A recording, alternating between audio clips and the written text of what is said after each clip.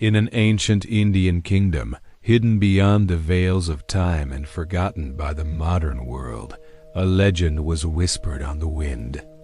It spoke of a child born under a sky heavy with omens, a girl whose destiny was woven not in blood or crown, but in something far more mysterious.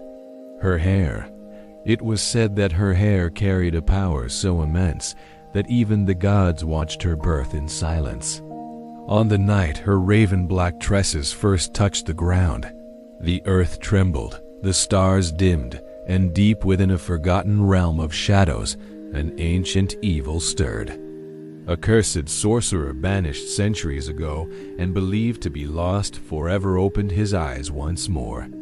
That girl was Princess Aishwarya of the radiant kingdom of Suryagar. From the moment she was born, Aishwarya's hair set her apart. Jet black, impossibly long, and shimmering with an inner glow, it flowed like a silken river down her back. By the time she reached womanhood, it brushed the ground beneath her feet, whispering softly when the wind passed through it.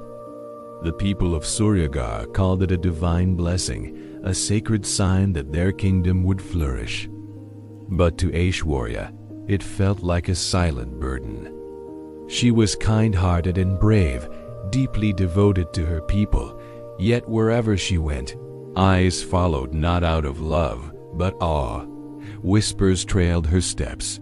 Children pointed. Elders bowed. Few saw her. Most saw the legend she carried. At night, alone in her chambers, she often wondered whether her life belonged to her at all. The peace of Suryagar shattered on the night of the crimson moon. The sky bled red, and a creeping shadow spread across the land. Flowers in the royal gardens withered overnight. Sacred rivers turned dull and sluggish. Animals fled the forests, and a cold, unnatural fear settled into every heart. This was no natural disaster. It was a curse. The royal elders recognized the signs instantly. The Dark Sorcerer had returned, a once gifted royal magician who had betrayed the kingdom centuries ago, attempting to seize divine power for himself. When he was defeated, he was not killed, but sealed away in shadow, his body broken, his soul bound. Now, the seal was weakening. As the darkness grew, Aishwarya felt a strange pull within herself. Her hair began to glow softly, pulsing as if alive. One night, standing before her mirror, she watched in terror and wonder as a single strand lifted into the air on its own, tracing glowing symbols she had never learned, ancient spells lost to time. That night, the royal high priestess revealed the truth. Aishwarya's hair was not merely blessed. It was a sacred seal. Long ago, when the sorcerer tried to unleash a world-consuming evil, the royal bloodline bound that darkness into themselves. Each generation carried the burden, and the magic manifested as enchanted hair. Every strand was a lock holding the ancient evil at bay. Now the sorcerer sought to reclaim it. If he possessed her hair, he could absorb the sealed power, gain immortality, and drown the world in endless night. The priestess gave Aishwarya a terrible choice. She could cut her hair, breaking the seal forever. The sorcerer would lose his prize, but the ancient evil might be released, and the kingdom would be left unprotected. Or she could embrace her destiny, awaken the magic within her, and face the Dark Sorcerer herself. For days, Aishwarya struggled with the weight of that choice. She wanted a simple life, free of prophecy and fear. But when she looked upon her people-trembling children, desperate families, a kingdom on the brink, her heart made the decision her mind could not. She would fight. Leaving the safety of the palace, Aishwarya began a perilous journey guided by the priestess. She traveled to forgotten temples and sacred groves where ancient magic still breathed.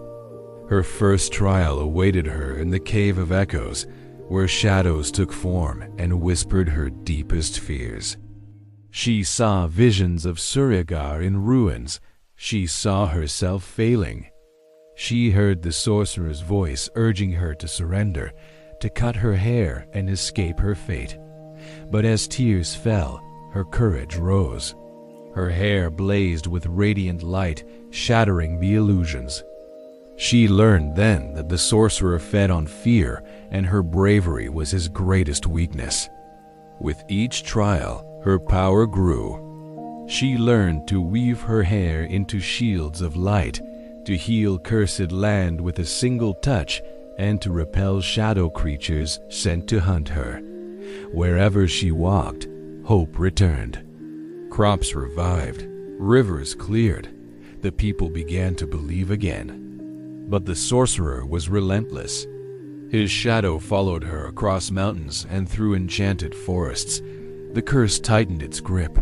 The sky darkened. Time was running out.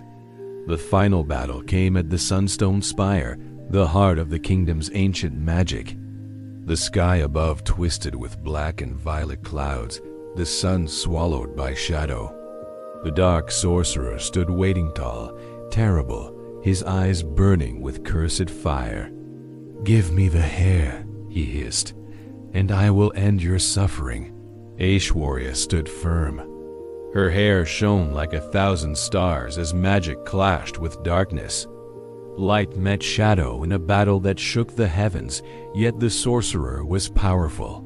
His shadows bound her, and his hand reached for her hair. In that moment, Aishwarya understood the truth. Power was never meant to be taken. It was meant to be given. Instead of fear, she chose sacrifice. She poured every ounce of love, every memory of her people, every hope for her kingdom into her magic. Her hair erupted into a blinding white light, tearing free and wrapping around the sorcerer like divine chains. The ancient magic did not destroy him. It purified him. The curse unraveled. The darkness dissolved. The sorcerer screamed as his shadow was consumed, leaving nothing behind but ash and silence. Dawn broke. The clouds parted. Light returned. Aishwarya collapsed, exhausted. Her hair, now cut short and dark once more, no longer glowed. The magic was gone. The burden lifted. She had saved the kingdom not as a legend, but as a hero. Her name would live on forever. Not because of enchanted hair, but because of courage, sacrifice, and love. For true power is not found in magic. It is found in the heart. Thanks for watching.